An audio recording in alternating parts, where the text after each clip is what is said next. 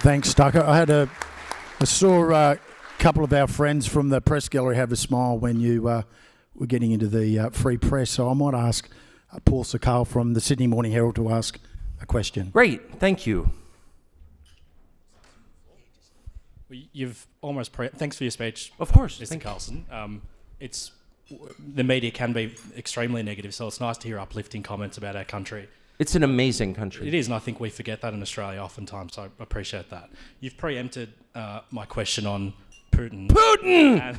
Which I think you did strategically because you knew it's what we'd ask. Putin! He's so bad! And I also appreciate that... Did he make you take the COVID shot? Take the what? The COVID shot? No, he didn't. Sorry. The COVID shot saved probably tens of millions. Oh, yeah, and definitely. Safe and effective. This is why everyone loves the media. Probably 100 times more lives than Putin's killed in Ukraine. It's like a time capsule. It's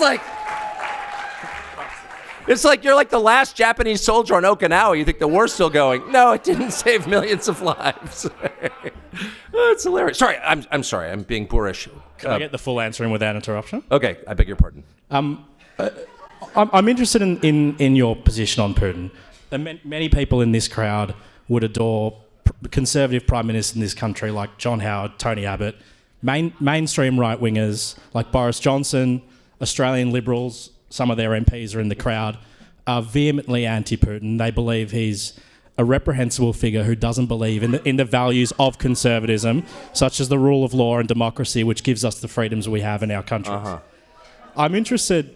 Do you feel any level of shame or regret that you were termed a useful idiot, and then post your interview, Vladimir Putin himself said in his Russian media that he was surprised at how weak your questions were, and he also said that you were wrong when you said that no other journalist had asked to interview him. He said that's not true. We only thought Tucker was the only person to report fairly. I thought that you were describing Putin as a psychopathic liar, and yet now you're taking his word for things. Do you? Let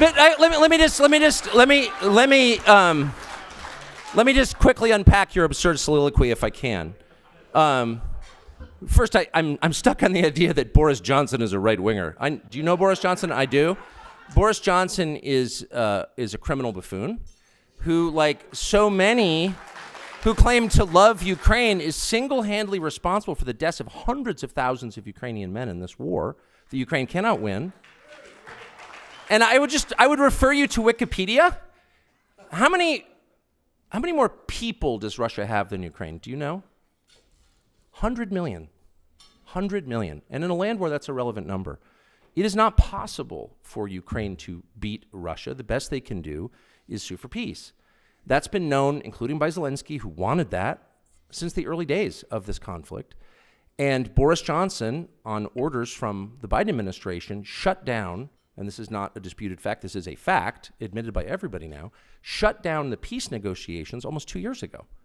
And Ukraine has been completely destroyed. And now Zelensky has passed a law allowing foreign corporations to own land there.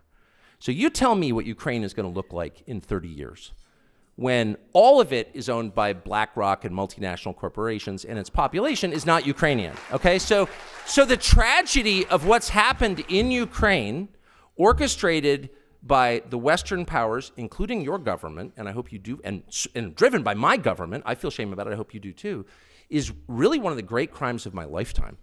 So the idea that somehow if you're against that, you're for Putin, well, of course, that's absurd. And by the way, speaking of your friend Boris Johnson, he attacked me, of course, ad hominem, and so I called him. He was a journalist, not surprisingly, a man of low character, not shocking. And so I called him and I said, well, you've called me all these names. Why don't you sit down for a conversation? I happen to be in your rainy, depressing slum, London, and we could have a conversation. And he said, I won't do that unless you pay me $1 million. That's a fact. That's a non-disputed fact. I have the text messages. So if that is the credible source of the slur that, look, if I were a toady of Putin or I loved Putin, I would just say so. Because why do I care? I've already been fired. I don't work for anybody. I have no incentive. And by the way, it's perfectly fine if people love Putin. Well, I don't understand what that has to do with anything.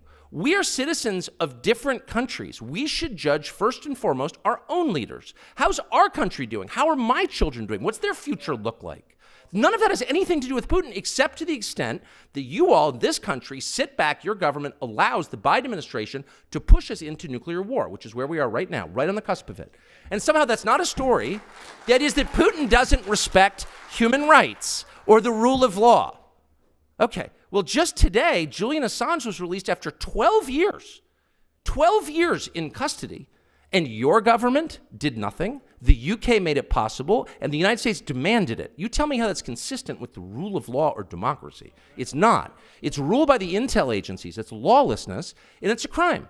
So I'm not saying that we're morally equivalent to Putin. I'm not saying that. What I'm saying is our concern should be first and foremost, how are our countries run? And we give our own leaders a pass time and time again because they point to some other creep on the world stage and say, he's bad. Kim Jong-un is bad. Well, yeah, of course he's bad. That's why I don't live in North Korea. That's why I don't live in Russia. I have no interest in living in Russia. But the point is, you're bad too. And the fact that he's bad does not allow you to continue being bad. What? And the last thing I will say that I really feel deeply and I really resent on an emotional level, and you'll pardon my passion, I don't know you, I'm sure we'd be very close friends if we did know each other, but I really resent what I have seen across the West in the past 15 years, and it's a sea change from my youth when my father was a reporter, this alignment between media organizations and the government. I find disgusting, actually. I think it's a perfect inversion of what you're supposed to do. If you're a journalist, your job is to challenge power on behalf of the powerless. It is not to align with the powerful against the powerless. And that is precisely what you have done. I watched your ABC this morning in my hotel room for about 20 minutes until I looked around for a vomit bag. And I watched, it was one of the most grotesque, I couldn't even believe it was real. The first story, this is unbelievable. The first story was Assange. God bless them. That is the biggest story. The second story was a family of 4 found dead in a house. I think in a suburb of Sydney, but it may have been Melbourne. I beg your pardon. But 4 Australians found dead of what they suspected was a drug OD. Apparently they've been taking a new synthetic opioid that has emerged in Australia and is killing people. Now this is a huge problem where I live, much bigger than here, but I'm familiar with it. And the reporter said it's probably the synthetic opioid and it's been seen and they're dead. On to the next story. The next story was the Australian government's new law that will require a prescription to buy nicotine products. And we were treated to a 15-minute lecture on ABC, whatever the hell that is, about how nicotine is dangerous and we need to keep it out of the hands of Australians. And I'm like, wait a second. Nicotine, first of all, is not dangerous. That's not true. It's factually incorrect. You know nothing about the science, A. B, compared to what? Compared to what? Oh, we have this new synthetic opioid that's killing people. The government, not too concerned. What they're really concerned about is that people might be using nicotine, which, by the way, has the byproduct of raising testosterone levels and making people a little harder to command. That's a massive threat. So this is the point where the media gets involved and says, wait a second, let's chart the death toll from vaping versus fentanyl. Maybe one's a little worse than the other. And what exactly are you doing about it? Why don't you press your ministers and your prime minister, like, what are you doing about it, about drug use? And the answer is nothing. Instead, they're hassling adults who want to use nicotine, which I would highly recommend to every person in this room as a life-enhancing, God-given chemical. That's just my view. But I'm like, a media should be like holding these people to the fire on that, or the vax injuries and deaths, which are manifold. They're everywhere. Are you joking? And in like countries that actually believe in science, and there are a few in Europe, they're looking at every vaccine causes injuries, every single one. One of my children was injured by a flu vaccine. This is known. In the United States, we're not allowed to sue. We can sue makers of playground equipment, totally fine. You can sue anybody for anything. Gun manufacturers, you cannot sue vaccine manufacturers. And every vaccine causes injuries, every single one, and there's a database publicly available in the United States that shows you how many. And the COVID vax, the mRNA vax from Pfizer, has caused more injuries than all self-reported injuries than all the previous vaccination campaigns for the last 50 years combined. And no one in the media has written a story about it. Because, well, there are a couple reasons. One is that Pfizer is one of the largest advertisers on television in the United States. And the point is not to sell the product. And I worked in television my whole life, so this is not speculation. The point is not to sell some weird drug for rheumatoid arthritis to TV viewers, because people can't prescribe their own drugs. No, that's not the point. This is not a retail sales pitch. This is an insurance policy that the drug makers are buying with the big media companies. We're your biggest advertiser. Maybe if we have a lot of vax injuries from a brand new product, you won't say too much, and they don't. I think that's completely corrupt and shameful. And I have to say, I was fired over a year ago, so I don't have to worry about this or be defensive about it because I don't have a job. So there is a certain freedom in unemployment. And so I sympathize with you guys who work for these companies that are truly corrupt, and you sort of know that, but you don't want to deal with it because you've got kids and a mortgage. I get it. I've been there. But let's just be honest. Everybody else knows what it is. Everyone else knows how corrupt you are. And so there's a reason they have contempt for you. I'm just saying. Thanks, Tucker. On that note, I might pass you over to Andrew Green from the ABC. Oh, I love it. You gonna take my nicotine? It's dangerous. Good afternoon, Tucker. A prescription for nicotine. Okay. I missed that segment this morning. It's shocking. You should watch it. It's the dumbest thing I've ever seen on television. I do want to ask about a country you haven't mentioned today, and that's China. But before that, I wanted your response to the former Vice President, Mike Pence, who has tweeted in the past hour or so that the Assange developments are a miscarriage of justice by the Biden administration, and that Assange endangered the lives of our troops. Can I just apologize for something that I said, and it's my fault. When I ascribed sort of all badness to the Biden administration, that's actually not true. The worst things that happen in our capital city are a bipartisan effort, and they are. That's just a fact. And so I don't want to be partisan and claim it's all the Democrats' fault. It's absolutely not. On the worst things that are happening in America, immigration and pointless wars and COVID policy, it was both parties, guys like Mike Pence, aligning with guys. Well, Joe Biden's not a person anymore, but the people around Joe Biden.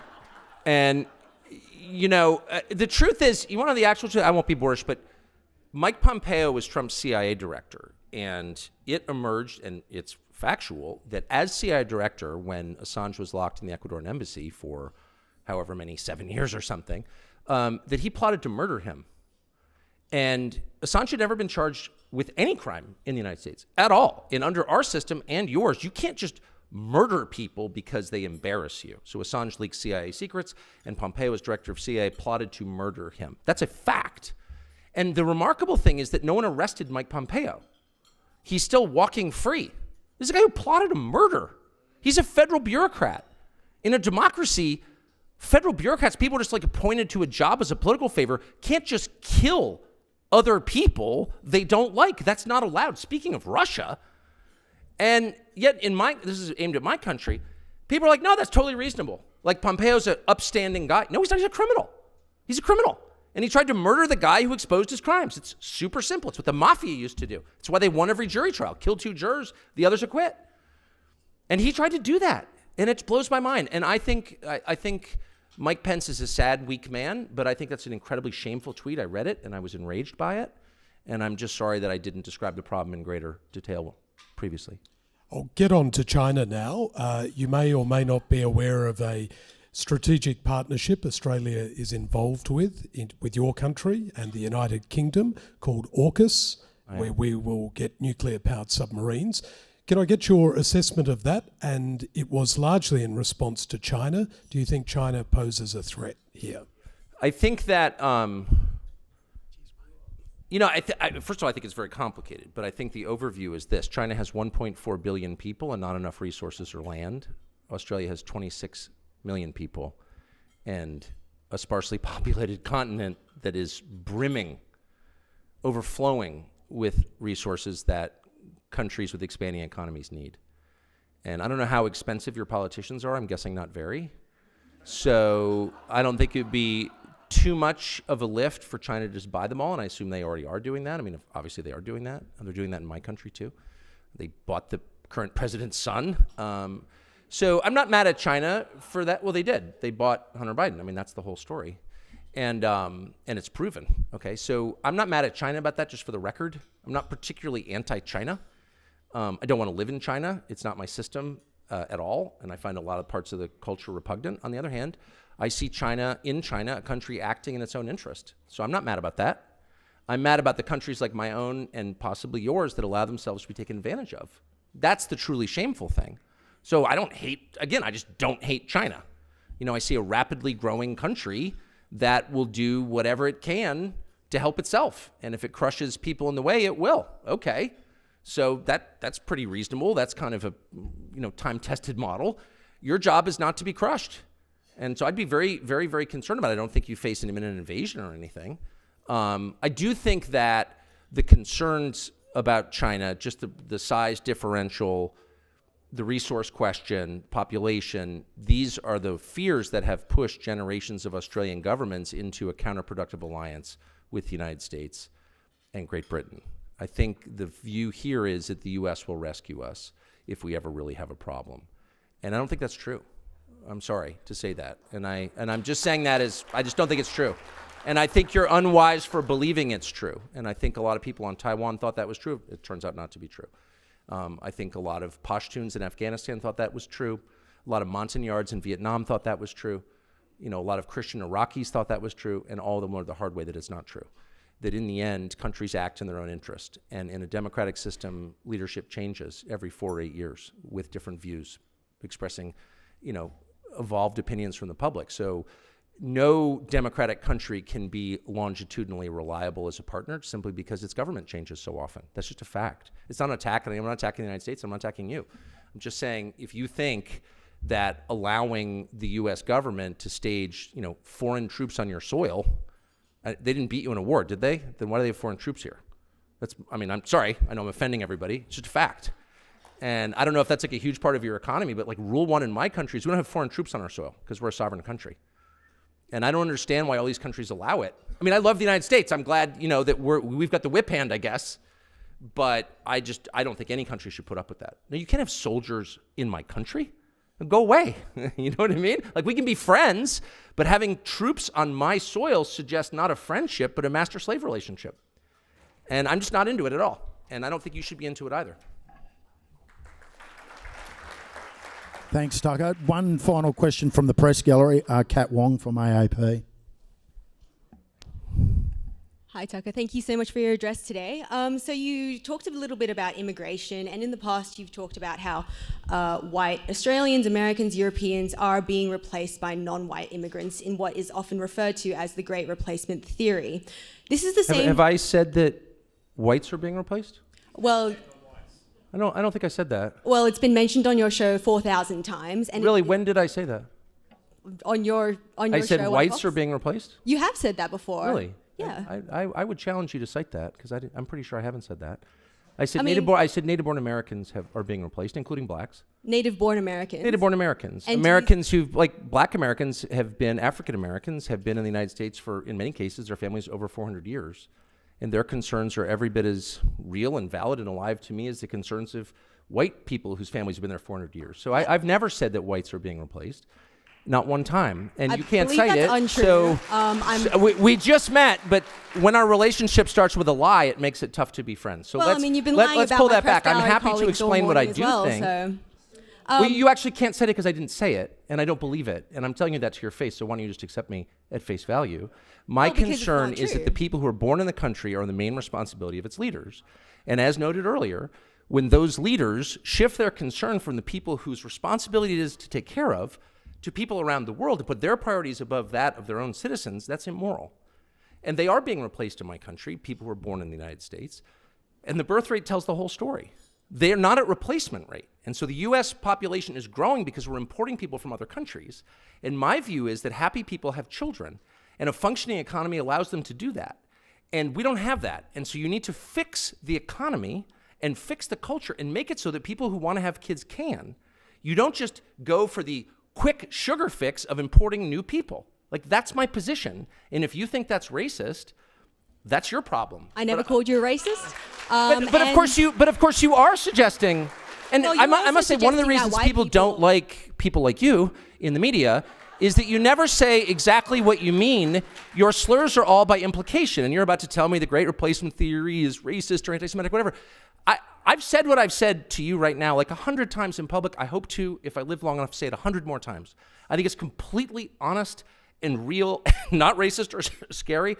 It's factually true. It's not a theory, it's a fact. And the whole point of your question was to be like, you're a scary racist. Well, I haven't And actually my finished my response is, no, question. I'm not. Okay, well, how about no more lying in your questions, and then I'll answer it. Okay, well, this is the same theory, or as you say, idea, that has inspired the New York Buffalo shooting where 11 black Americans were killed. Come on. 2 You know white what I mean? Americans were killed. Like, and it's also okay, inspired... it's not, first of all... It's inspired one of the worst Australian guns How do of they all get time people to this shoot stupid in the media? I guess it doesn't pay well. Look, I'm sorry. I've lived among people like you for too long, and I don't mean to call you stupid. Maybe you're just pretending to be, but I'm totally against violence. I'm totally against the war in Ukraine, for example, which doubtless you support. And like all dutiful liberals, support more carnage. I don't. I hate mass shootings, actually. Nothing I said, what does it mean to inspire something? My views are not bigoted against any group. They're honest, they're factual. That's not hate, that's reality. And my views derive from my deep concern for Americans, actually. Americans aren't having kids because they can't afford to. And nobody in charge cares. And so that's my position. That doesn't inspire mass shootings. How dare you try to tie me to some lunatic who murdered people? How dare you, actually? And in fact, I mean, do you know what I mean? I'd be like, Hitler wore those shoes. A lot of people are saying that you're like Hitler. Can you explain those shoes? Hitler wore exactly the same shoes, and you're like, I've got nothing to do with Hitler. Well, that's how I feel about your absurd, disingenuous question. Right, so therefore you support gun control? What? I thought it couldn't don't get want any more dumber, but it shootings? did. No, I don't support disarming law-abiding people so they can't defend themselves. So the government has a monopoly on violence? I don't think so. First of all, in my country, that's illegal, as you know. But moreover, it should be illegal in every country. A sovereign person has the right to defend himself and his family. Period. And that said, I'm totally opposed to harming anyone. Are you concerned about the war in Ukraine? And the countless innocents being murdered there every single day? I doubt you are. Probably Putin bad. I am. I'm a Christian. I hate violence. I hate mass shootings.